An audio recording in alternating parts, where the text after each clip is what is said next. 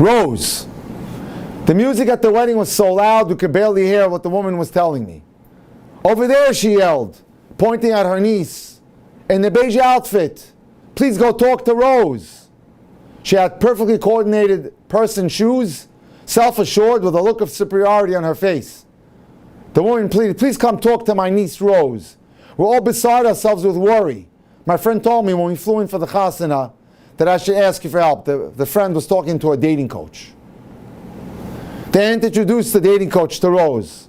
She sang her praises and made a hasty retreat. You mentioned that you're looking. I'm not a shadchan, but maybe I can help. Rose, what are you looking for in a guy? She began to rattle off her well-rehearsed list. First of all, no nerds. And I need a guy who's with it. Cool. Mr. Personality, Geschmack, you know, a macher. She continued to enumerate everything she wanted in a husband. A serious learner, but also someone who was worldly and a savvy person about how to run financial affairs. Someone who was a leader in the community. But also took time for the kids. On and on she went ad nauseum with her list. I once told the story of a guy that hired me to be his dating coach.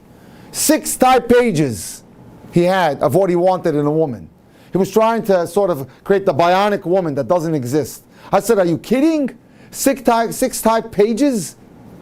On and on Rose went ad nauseum. She did throw in one comment about how this is her ideal picture. Of course, she can't expect to get everything. And she carried on. Of course, deep down, you knew she expected everything. She would have gone on longer, but we cut her off short and turned the tables on her.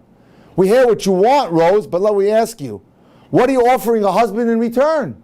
What do you got to offer to the marriage? Her eyes looked at the dating coach with disdain.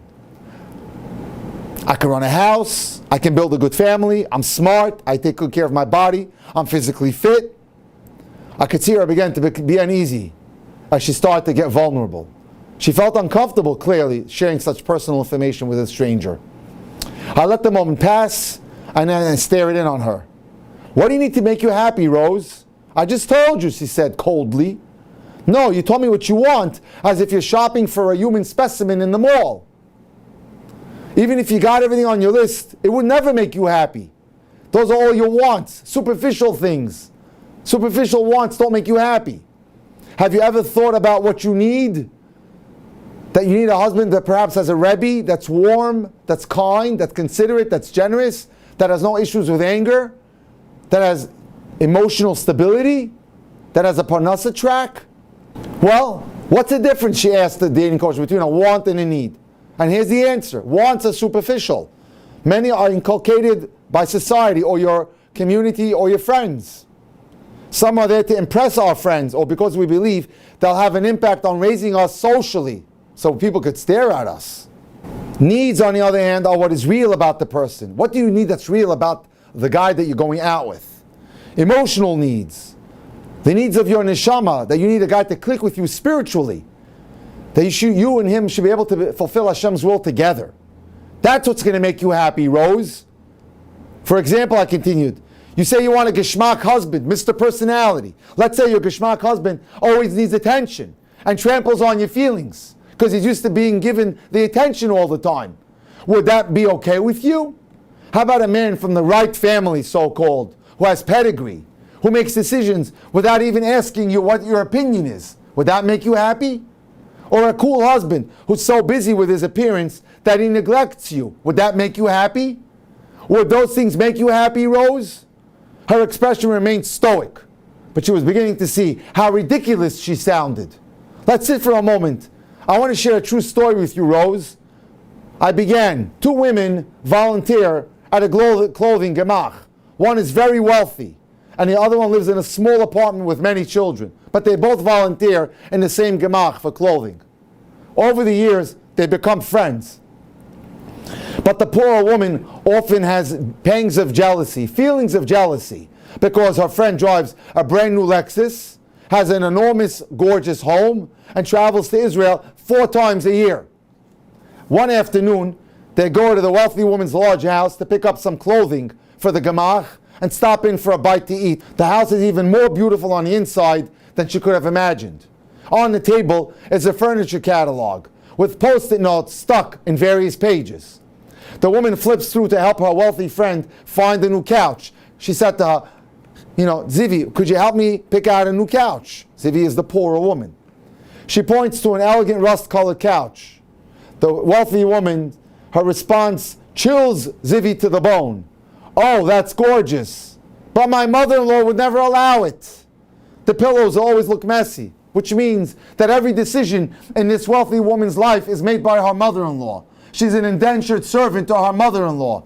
So who's happier, the poorer woman or the wealthy woman who's controlled like a puppet by her mother-in-law? She can't even decide what couch she's allowed to buy.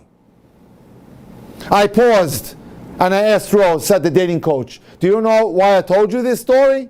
That you can't always tell what's going on behind closed doors. You think the Goldsteins are happy because they're rich, and the Epsteins are happy because they go to every Pesach program that's $25,000 per head or more.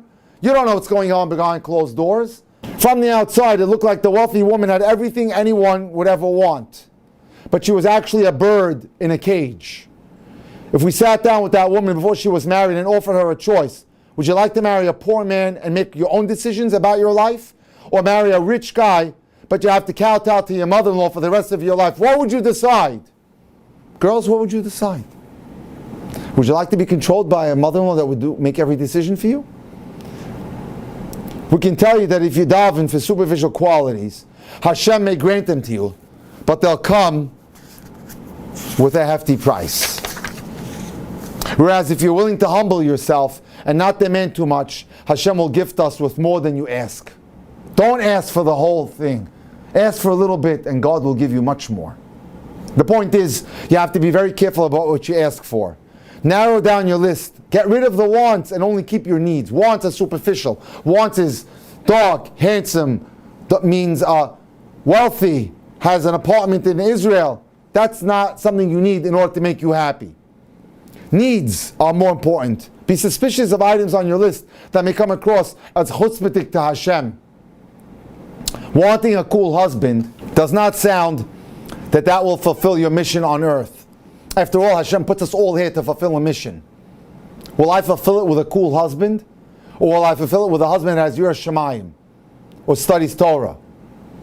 Because if you don't fulfill your purpose in this world, you're going to have to make a 360 and come back. We're not saying you have to marry a man you consider a nerd, but I'm just saying that you are far better off looking for a husband who's kind, compassionate, loyal, or 100 other qualities that have far more to do with your happiness than having a cool husband. We turned towards Rose. We gave her a bracha that she should have the fortitude to overcome her sense of entitlement. That Hashem should help her gain clarity about what her true needs are, and that she should not become distracted with superficial desires. We never heard from Rose again, but I can't help but feel that in one small way, we made a difference. It's so common for people to cling tenaciously to a value that's not even theirs. It's put there by a friend or a cousin or TV or a movie. Many times people cling to perceived entitlements without a willingness to compromise. I gotta have this, I gotta have that. They never stop to consider the repercussions of their choices or think about where these values came from in the first place.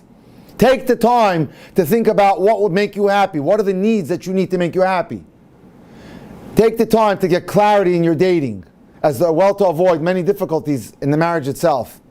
As you know yourself and your needs better, the better you're able to serve your spouse's needs. That is the heart of a true Jewish home.